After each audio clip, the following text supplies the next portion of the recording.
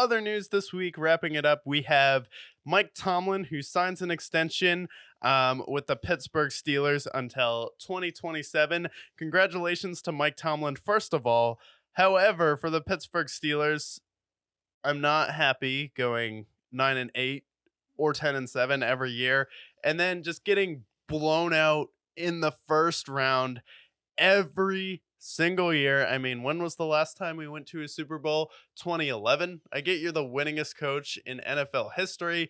I get you've never had a losing season, and that's great and all, but can not having a losing season turn into, I don't know, getting to the conference championship more often than it does, where we did under Ben Roethlisberger, and I get we had Kenny Pickett for a period of time, but there's also been some talented teams where the Pittsburgh Steelers just flat out, to be honest, got out coached in the playoffs. And that happens time after time after time. So it's like, I get you want stability there. I get there's the rooting rule where they don't get new head coaches. And I get it's crazy to move on from a coach that is consistently gives you a winning record and gets you into the playoffs every 2 or 3 years. You're in the playoffs more often than not. But at some point, you have to move up from mediocrity to a guy who can really take your team to the next level, where it feels like there's a ceiling on who Mike Tomlin can outcoach, where he's never going to be the best coach in the league, and he'll always probably be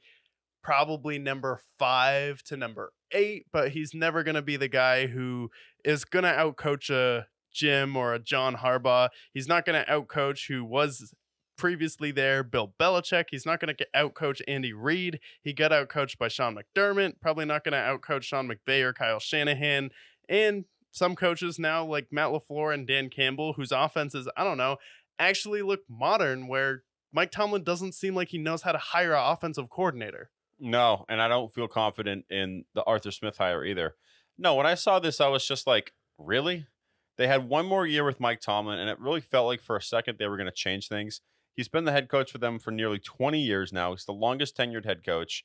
And for me, I understand they won a Super Bowl, and he's a Super Bowl winning head coach. However, this is a team that when he won that Super Bowl was inherited by Bill Cowher, who had won a Super Bowl shortly before, and they had the Troy Polomalus and James Harrisons of the world. But then when they moved on from that and they had the Antonio Browns and Mike Wallace and all these other great players, Le'Veon Bell on that offense, and they weren't able to beat the Steelers and the Patriots teams where they had to defend against Julian Edelman, who was old by that time. I felt like the Steelers the last decade have underperformed for a team that has had so much talent. They've been good on offense and defense, and they haven't lived up to expectations. Like you mentioned before, they've been outcoached. So for me, I mean, it's fine that they want to extend him. I know they're probably looking for a quarterback down the road. They're experimenting with Russell Wilson and Justin Fields, but next year they're going to go and draft a quarterback, and it seems like they're going to at least let him play out that rookie contract with them before they move on. But I don't know. I don't really love it. You want to extend him for security, I guess, but it just feels like the Steelers are getting a little complacent at this point. Yeah, and I think Steelers fans are starting to get a little frustrated with that as well, because like Mike Tomlin is one of those coaches where he likes to stick to the game plan that they have, and they doesn't really adjust in like big moments, where with Belichick he's like, okay, we're going to kind of have a hybrid defense where we're going to take away the best thing that you do in this game, where Mike Tomlin just seems complacent and sticking with a 3-4 zone. And he's a defensive head coach, but sometimes the defensive talent he has doesn't necessarily translate to having one of the best defenses in the league here, paired with not being able to hire an offensive coordinator. It's like, how long and how much complaining did it take for you to fire Matt Canada? And then you go out there and you hire Arthur Smith, of all people, who took not one, not two, but 3 players in the top 10 that were offensive skill players, and he's an offensive head coach, and he wasn't able to do anything in Atlanta, and their offense did not look good, even though they had weapons. And he was the one that was like, no, I don't want Lamar Jackson. I want Desmond Ritter. I mean, that's kind of on him too. So can you really trust his judgment when it comes to Russell Wilson and Justin Fields or drafting a quarterback? You can't. He's compromised. And then the reason why he got the job was because, I don't know, Derrick Henry had 3 of the greatest years we've ever seen from a running back. Yeah. And they also fed him, what, 400 carries a season? Yeah. So his strategy was give it to Derrick Henry. Wow. What a hard concept for that to be. Like in the early 2000s when the Vikings were like, hey, this Adrian Peterson guy, let's just give him the ball. When the Seahawks, let's give the ball to Marshawn Lynch.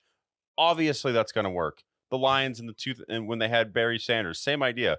All-time great running back, give him the ball. Wow. Great plan. Let's get this guy another job. He clearly needs it. He's got a bigger brain than we do. Oh, when we don't do that, we'll give it to AJ Brown. We know how good Genius. AJ Brown is. And Genius. guy can't draft. Guy doesn't really have a good judgment on quarterbacks here. So I think the Steelers are going to continue to be a mixed bag, and if you are complacent with just being 9-8, 10-7 every year, but not really getting over the hump, Mike Tomlin is the guy for you. However, Mike Tomlin, still a very solid NFL head coach, and congratulations to him for getting the money security. This isn't directed at Mike Tomlin, more at the Steelers organization, and always happy to see someone get paid and get some money. Of And course. yeah, so that's definitely great for Mike Tomlin there.